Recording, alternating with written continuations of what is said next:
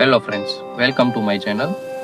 આપણે આગળના વિડીયોમાં જોયું સરગવાના ફાયદા અને તેને આપણે કઈ રીતે આપણે લઈ શકાય.